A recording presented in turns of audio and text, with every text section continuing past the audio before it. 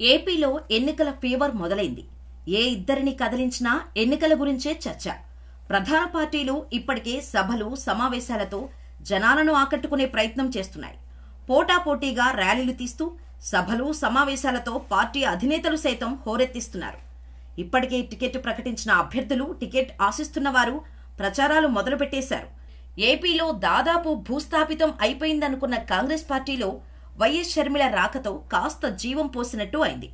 ఎప్పుడైతే YS Sharmila AP రాజకీయాల్లోకి అడుగుపెట్టిందో రాష్ట్ర రాజకీయాలు మరింత ఆసక్తికరంగా మారాయి. ఎన్నికలు దగ్గర పడుతుండటంతో పార్టీలు ప్రచార జోరుని పెంచారు. అయితే ఎలక్షన్స్ టైంలో పక్క రాష్ట్రాల నేతలు వచ్చి ప్రచారం చేయడం చూస్తూనే ఉంటాం. ఈ నేపథ్యంలో కాంగ్రెస్ ఎన్నికల ప్రచారాన్ని పెంచే ప్రయత్నంలో షర్మిల తెలంగాణ సీఎం రేవంత్ రెడ్డిని కలిసి ఏపీలోని పరిస్థితులపై చర్చించారు. మొదటిగా ఢిల్లీ వెళ్లి సోనియా గాంధీని కలిసి వచ్చిన తర్వాతే సీఎం రేవంత్ రెడ్డితో భేటీ అయ్యారు షర్మిల.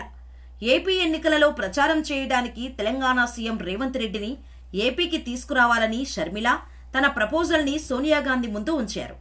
ఈ ప్రపోజల్కి సోనియా గాంధీ ఎస్ చెప్పిన తర్వాతే షర్మిల స్వయంగా రేవంత్ వద్దకు వెళ్లి ఏపీలో ప్రచారం గురించి చెప్పటం, ఆయన కూడా సానుకూలంగా స్పందించడం జరిగిందని టాక్ వినిపిస్తోంది. ఏపీలో రేవంత్ రెడ్డి బహిరంగ సభకు వస్తే అది ఈ నెలాఖరులోగా కార్యరూపం దాల్చవచ్చు అని వార్తలు వినిపిస్తున్నాయి. ఫిబ్రవరి నెలాఖరులో వైజాగ్లో ఈ కార్యక్రమాన్ని నిర్వహించేందుకు బ్లూ ప్రింట్ సిద్ధమవుతున్నట్టు సమాచారం ఉంది. ఈ సమావేశంలో తెలంగాణ సీఎం రేవంత్ రెడ్డి మాత్రమే కాకుండా కర్ణాటక సీఎం సిద్ధరామయ్య కూడా పాల్గొనే అవకాశం ఉంది.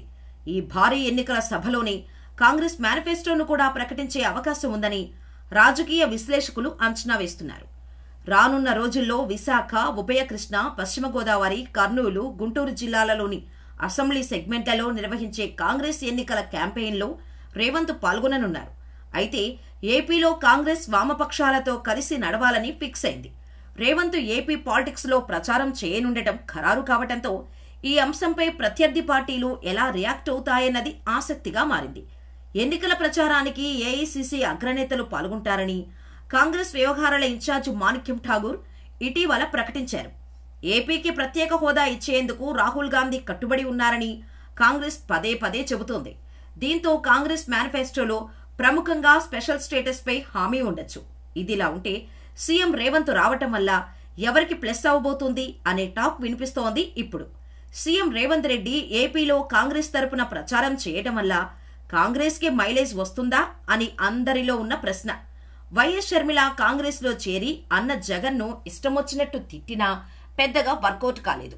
పైగా ఆమెకే బ్యాక్ ఫైర్ అవుతోంది కూడా. కేవలం కర్ణాటకలోని ఉన్న ఆస్తులను కాపాడుకోవటం కోసం కాంగ్రెస్ లో చేరారు అన్న టాక్ మొదట్లో తెలంగాణలోనైనా నా రాజకీయమని, ఇప్పుడు ఏపీకి వచ్చి నేను ఇక్కడ బిడ్డని అని అనడం అంతగా వర్కౌట్ అవటం లేదు. దీంతో సీఎం రేవంత్ రెడ్డిని కూడా రంగంలోకి దింపబోతున్నారని తెలిసింది.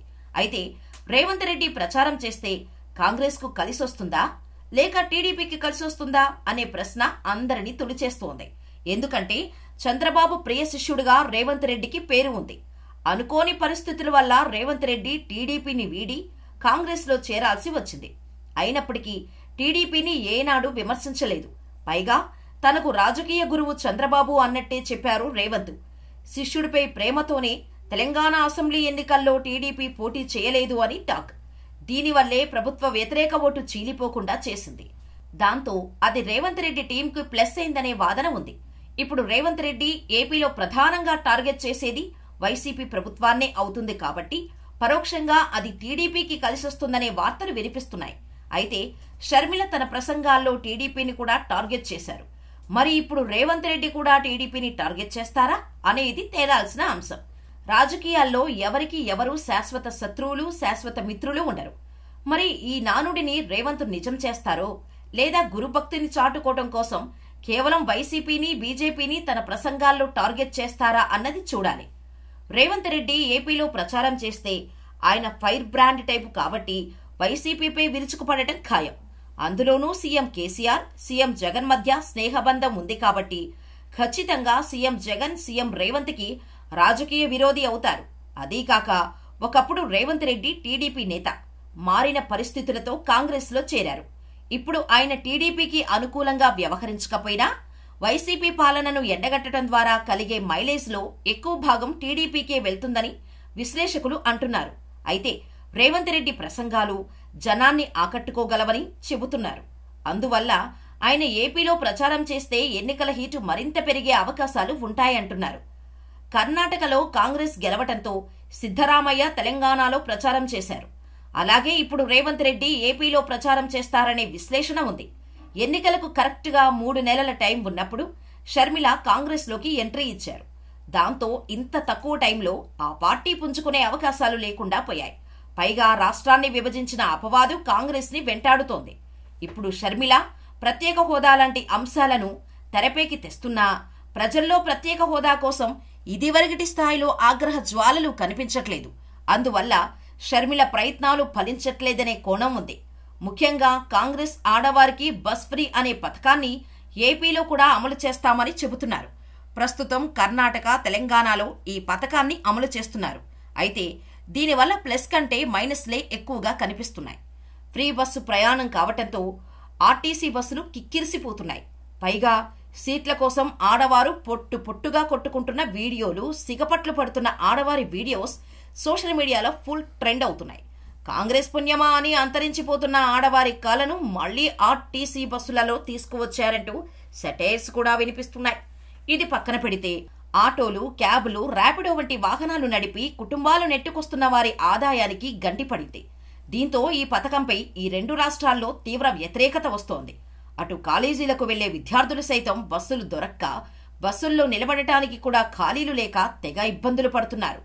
అటువంటి టైంలో ఈ బస్సు ఫ్రీ పథకాన్ని ఏపీలో కూడా ప్రవేశపెడతామని చెప్పటం కొంచెం సాహసమనే చెప్పాలి.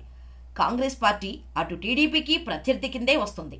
మరి ఇప్పుడు ప్రచారానికి వస్తున్న ప్రియశిష్యుడిని తెలంగాణ నేత అని విమర్శలు గుప్పిస్తారా, లేదా రాష్ట్రాన్ని విడదీసిన పార్టీ అని చంద్రబాబు ఫైర్ అవుతారా అనేది పెద్ద క్వశ్చన్ మార్క్ గా మారింది. ఇప్పటివరకు ఏపీ రాజకీయాలు కుటుంబాల మధ్య ఫైట్ గానే ఉండేది. తాజాగా రేవంత్ రెడ్డి ఏపీ పాలిటిక్స్ లో ఎంట్రీతో ఇప్పుడు అది గురుశిష్యుల మధ్య ఫైట్ గా మారింది. ఇంతకీ వచ్చే ఎలక్షన్స్ లో ఏ పార్టీ గెలుస్తుందని మీరు అనుకుంటున్నారో మాకు కామెంట్ చేయడం మర్చిపోకండి.